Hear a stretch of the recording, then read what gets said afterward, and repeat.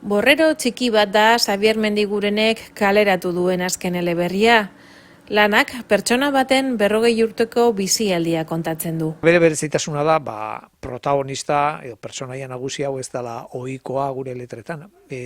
Iban du izena, eta hasi da Donostian, baina ez edozein lekutan, baizik eta Intxaurrondoko kuartelean, bere aita guardia zibila dalako bertan destinatua. Eta orduan da, Euskal Herriko kontuei, gatazkari, edo politikari, edo gertakariei buruzko novela bat, baina ezohiko ikuspuntu batetik kontatuta.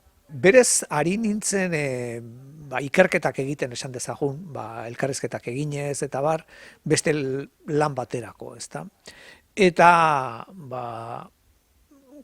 Intxaurrondon atxilotuta egondako batek kontatu ziren historia bat, eta konturatu nintzen, antzekoak gertatuak zirela beste leku batzutan, baina horretaz ez zala inoiz hitz egiten, ezta?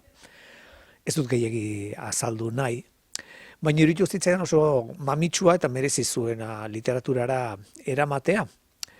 Baina ez, atxilotuaren ikuspuntutik kontatu ordez beste aldetik kontatzea interesatzen zitzaidan, iruditzen zitzaidan interesgarriagoa zala edo nobedosoagoa edo, pentsat, literarioki joko gehiago ematen zidala, ezta? Betiko penak eta minak eta kontatu ordez, bestelakoak kontatzeko.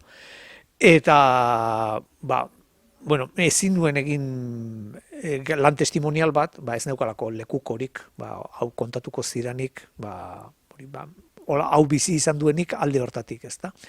Eta orduan, fikziozko lan bat egitea erabaki nuen, ni neu sartzea mutiko horren buruan edo haragitan, eta historioa, alik eta interesgarrien eta alik eta sinisgarrien kontatzea.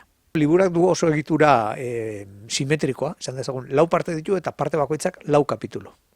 Eta orduan parte batetik bestera salto handiak daude novelan, narratzaileak aldatzen dira, perspektibak aldatzen dira, ikuspuntuak aldatzen dira, eta hori egin dut besteak beste, irakurlea sorpresa zarrapatzeko eta irakurketaren interesari eusteko. Azten da, umea jaiotzen da, umea jaio baino lehentxeago, ere gurasoak ezkontzera doazenean, eta hori izango litzake, 70ko hamarkadaren amaieran edo, umea jaiotzen da 53an, jaiotzen da Zamorako herri txiki batean, baina 5-6 urte dituela edo, aita destinatzen dute Donostiara, Intxaurroko kuartela eraikitzen ari direnean 78 inguruan, eta gero novela bukatzen da, pertsonaia horrek hainbat gora bera izango ditu, joan etorriak eta Euskal Herritik kanpo pasatuko ditu urteak, eta momentu batean itzuli egiten da Donostiara, eta 2016 edo izango da gutxi gora bera, eta hor,